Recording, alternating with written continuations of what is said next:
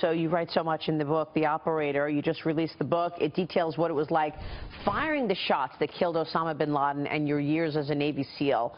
This week marked the 6th anniversary of that raid.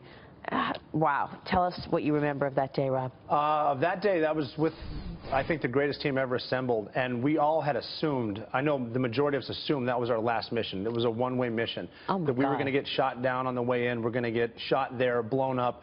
If anyone's going to wait for a team to get into his house and blow the whole thing up, it's this guy. Running out of fuel and just being in Pakistan, getting arrested by Pakistan. We knew we weren't coming back, but we did it for the people that died on 9/11, for the people that were having breakfast at Windows on the World, and then they had a decision between 2,500 degrees or jump to your death. You were thinking about that. That's why we went. And people, I mean, even when we went up the stairs to get Bin Laden, they're like, did he see you? Did you make eye contact? I'm like, I don't know, but I hope he saw one of the American flag patches or the FDNY patches that we were wearing on the way up. Because we went for those people, accepting that's why we're here. That's why we're fighting. Those people that day were not supposed to fight. We're supposed to fight. That's what we do. And that's only chapter like 23 of the book. That's that's part of the book.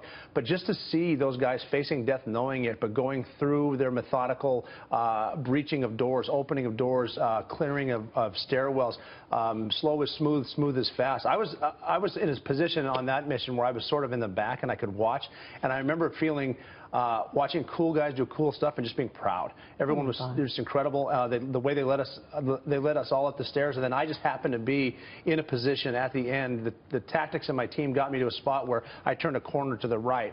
Any soldier, any special operator would have done the same thing I did. It's not like I did anything special. I did what the tactics dictated. I saw Bin Laden. He was a threat, and I treated him like a suicide bomber because we knew we'd have a vest. And for me, it wasn't even bravery going up the stairs. It was a I'm tired of thinking about it. Let's get over with it. He's going to blow up. Let's end it. And then we turned the corner. He was standing there. I recognized his nose. I remember thinking how his beard was shorter than it normally was and gray, and he wasn't surrendering, so I shot him. It was over before it started, it seemed like. I moved the wife to the bed. His kid was in the room, his young child, a 3-year-old son. I remember as a father thinking, this poor kid's got nothing to do with this, and I picked him up to set him next to his mom on the bed. Other SEALs were coming in the room, and that's when it hit me. It's like, wow, we got him, and we might get out. Wow. So then it started to sink in. Okay, let's gather a few more things. I think we've got 34 minutes on the ground. Then we got a 90-minute flight, and if we live 90 minutes, we're going to get 50 more years of life. Oh, my God. So, when you shot Bin Laden, did you make eye contact? I looked right at him, and I'm not sure he could see me because it was so dark, and I had night vision. But we were close. When I shot him, it was a matter of feet. He was closer than you and I are right now. What about closer than you and I are right now? What about when you picked up his wife and you brought her to the bed? I was still kind of just in training, not training, but what my tactics would do mode. It was time to move her away.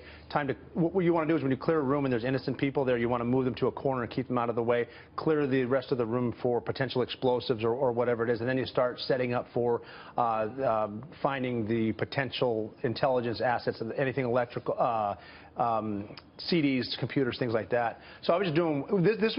I had already done over 400 combat missions before this. Most guys on the team had that many, if not more than I did. So even when I moved the wife and moved the kid, other SEALs were in the room doing their jobs, and a buddy came up to me and said, "Are you okay?" And I said, "Yeah. What do we do now?" And he said, "Now we go find the computers. We've done this hundreds of times." And I'm like, "You're right. I'm back." And he said, "Yeah, you just shot Bin Laden, man. Your life just changed."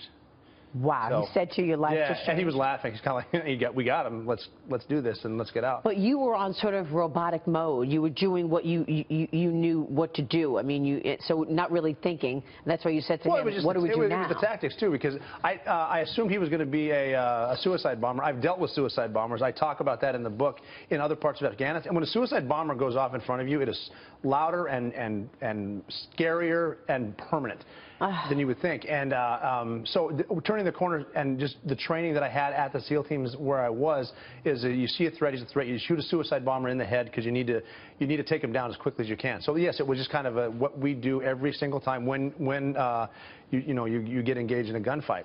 But then after I stopped, and it started to hit and sink in, and then it was surreal, and everyone kind of realized we're gonna pull this off. All we got to do is not get shot down over the course of the next hour and a half. Wow, incredible.